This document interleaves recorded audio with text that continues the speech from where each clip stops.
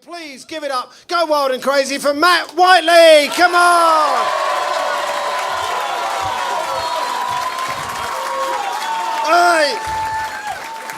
Hello, Comedy Store. It's good to do a gig like this. I did a gig at Imperial College a couple of weeks ago, and I thought a bit of banter. Found this guy sitting on his own in the front row. Hello. Went up to him, I got him engaged. I said, "Hello, fella. What brings you here?" He looked up at me. He said, "2 D's and an E."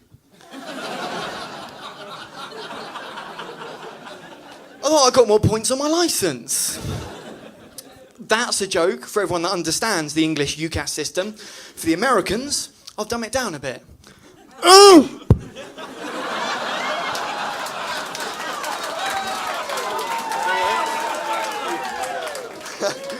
But no, it is good to kind of... I'm actually a Londoner myself. I actually live in Brixton.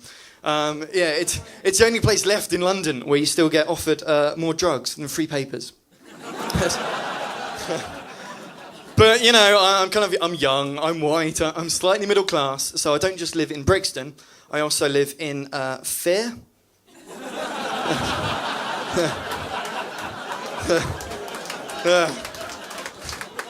It's the kind of place you can start a conversation just by making eye contact.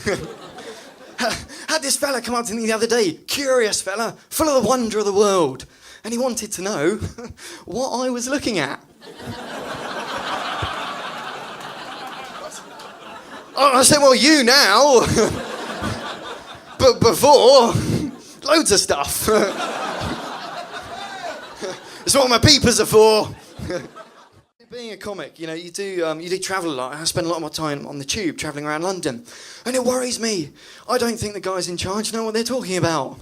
I don't know if you've heard this announcement. They say, if you do not swipe in and swipe out with your Oyster card, you will pay the maximum cash fare. I think you've got that wrong.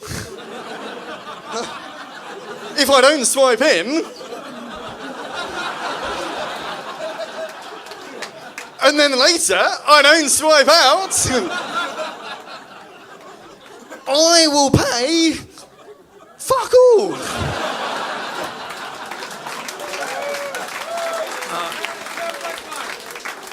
But you know, they are looking out for us, the guys that run the tube. I don't know if you've seen these other things. They've started putting defibrillator packs on tube platforms. Now, if you don't know what that is, then you're not watching enough Casualty.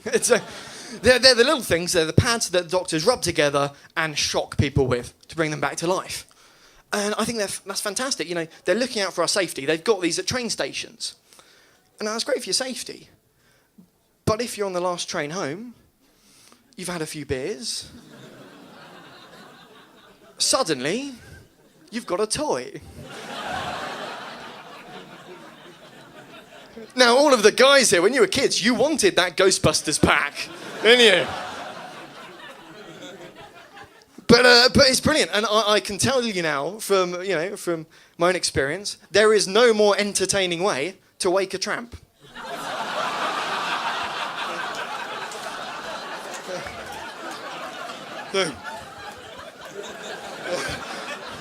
You see a tramp, next time you see a tramp, you see him walking around like this with wide eyes and hair all over the place.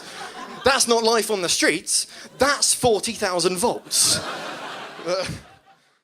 Me and my girlfriend, I do have this communication problem. You know, the other day she said to me, "Matt, I want you to treat me like a princess." I thought, fair enough. I locked her in a tower. You know, she got her own back the other day. Are there any couples in the room? Just the guy shouting. Oh, that's a not so happy couple over there. But I don't know if you found this, that it gets to a point in your relationship, guys, when your girlfriend comes up with a nickname for your penis. We've gone past that.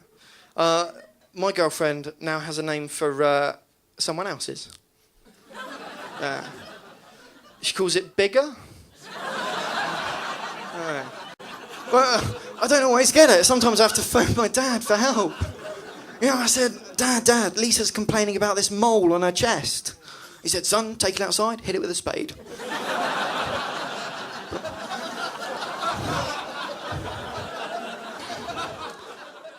just leave you with this. I read in the other day, it was this advert. It's basically the Spirit of Diana Walk. Brilliant charity, good so far. But it says, follow in the footsteps of Diana, Princess of Wales, and help MAG to stamp out landmines. That's the last thing you want to do. John, how's that charity going? Brilliant, fight the landmines. How many have you done? Just the one. Guys, I've been Matt Whiteley. Thanks a lot. Take care.